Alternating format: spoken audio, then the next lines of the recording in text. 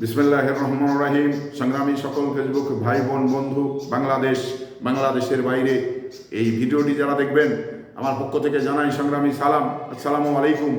আমি অন্তর্বর্তী সরকারকে প্রশ্ন করতে চাই, আমি অন্তর্বর্তী সরকারের কাছে জানতে চাই যে আপনারা বাংলাদেশ চালান এবং বিদেশ সারা বিশ্ব চালাচ্ছেন এবং আপনাদের বিভিন্ন সংস্কার করার কথা রয়েছে, তো এরপরে কেন 3 মাস পরে ওবায়দুল কাদের এ দেশ থেকে পালিয়ে গেল? কার তত্ত্বাবধানে পালিয়ে গেল? কিভাবে পালিয়ে গেল? এই কৈফিয়ত জাতি আপনাদের কাছে জানতে চাই। তো এটা আপনারা কতটুকু সফলতা অর্জন করেছেন, যেটা নিয়ে আপনাদের বিপক্ষে জনগণ সমালোচনা করছে। আপনারা জনগণের কাছে আপনারা জনগণের কাছে যে সমালোচিত হয়েছেন, এটা কিন্তু আপনাদের মনে করিয়ে দিচ্ছে। তো সেই জায়গা থেকে কিভাবে 3 মাস পরে এই ওবায়দুল কাদের কাউয়া কাদের পালিয়ে গেল? আপনারা কোথায় ছিলেন? প্রশাসন কোথায় ছিল? এটা আমাদের জনগণ হিসাবে প্রশ্ন। তো আপনারা যেমন বাংলাদেশ চালাচ্ছেন এবং বাংলাদেশের বিভিন্ন মন্ত্রণালয় চালাচ্ছেন এবং আপনার বিশ্বের বিভিন্ন রাষ্ট্রের সঙ্গে আপনার কথাবার্তা হচ্ছে, তো সেই জায়গা থেকে কেন এই ওবায়দুল কাদের পালিয়ে গেল? এটা জনগণ হিসাবে আমাদের জানার বিষয়। তো এগুলো আপনারা আসলে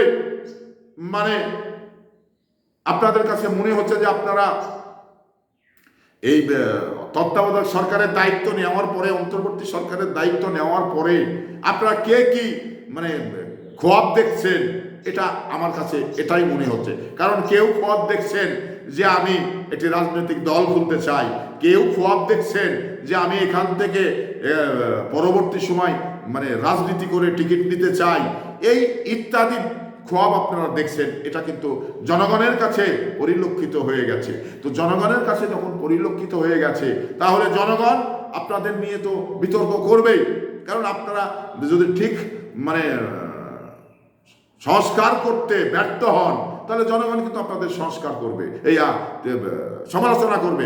আপনারা তো সংস্কার নামের যে কথাগুলো, এটা কিন্তু আমরা খুব কম দেখতে পাচ্ছি যে আপনারা আপনাদের কাছ থেকে যে প্রশাসন এবং অন্যান্য দপ্তরগুলো আপনারা কি সংস্কার করেছেন। যে ওবায়দুল কাদের 3 মাস পরে পালিয়ে যায়, ওবায়দুল কাদের কিভাবে পালিয়ে গেল? এটা কি পাখি হয়ে পালিয়ে গেল, নাকি ছাগল হয়ে পালিয়ে গেল, নাকি কাউয়া হয়ে পালিয়ে গেল? এটা আপনাদের কাছে জাতি জানতে চাই। আপনারা আপনাদের খোয়াব দেখে এই বাংলাদেশটাকে উন্নয়ন করতে পারবেন না। আপনাদের খোয়াবগুলো ভেঙে যাবে। খোয়াবগুলো ছেড়ে দিয়ে এই বাংলাদেশকে হাসিনা যে বাংলাদেশের যেটা ক্ষতি করেছে, এই ক্ষতি আগামী 10-15 বছরেও এই ক্ষতি অপূরণীয় ক্ষতি থেকে যাবে। তো সেই জায়গা থেকে আপনারা চেষ্টা করুন এই বাংলাদেশকে একটু হলেও কিভাবে আগানো যায়। আপনাদের পাছনের খোয়াবগুলো আপনারা ছেড়ে দেন। খোয়াব দেখে রাজনৈতিক দল করে আপনারা কোনোদিন ক্ষমতায় যেতে পারবেন না।